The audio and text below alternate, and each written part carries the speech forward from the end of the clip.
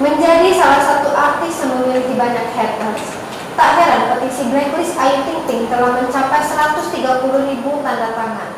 Lantaran banyaknya orang yang menginginkan Ayu Ting Ting mundur dari TV, nasib karir ibunda Bilqis ini pun menjadi sorotan. Namun diketahui hingga sekarang, Ayu Ting Ting sendiri masih terlihat membintangi beberapa acara TV. Ayu Ting Ting memang menjadi bagian penting di beberapa acara TV. Misalnya, Brownies Trans TV, Lapor Pak, hingga menjadi juri pencarian bakat di MNC. Petisi tersebut bak tak mempan untuk karir Ayu Ting Ting yang kian cemerlang. Namun secara tiba-tiba, baru-baru ini Ayu Ting Ting justru pamit dari salah satu acara programnya. Dengan wajah pilu, Ayu Ting Ting lantas menggelar acara perpisahan. Hal itu tampak terlihat di kanal YouTube Trans 7 Official.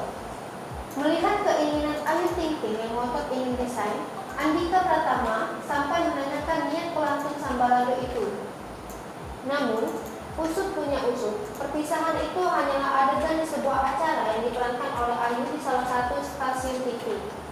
Sementara itu, meski petisi diboikotnya telah mencapai ratusan ribu tanda tangan, tampak Ayu Ting Ting tak peduli. Bahkan, Ayu Ting Ting sesumbar dirinya memang memiliki banyak pekerjaan. Ia pun sampai mengaku susah membagi isi otaknya lantaran terlalu banyak pekerjaan. Hal tersebut diungkap Ayu di kanal YouTube Kids You TV miliknya. Saat itu, Ayu diketahui sedang membuat konten review makanan. Sementara itu, petisi blacklist Ayu Ting Ting memang terlihat tak mempan. Hingga kini, Ayu memang masih warawiri di televisi.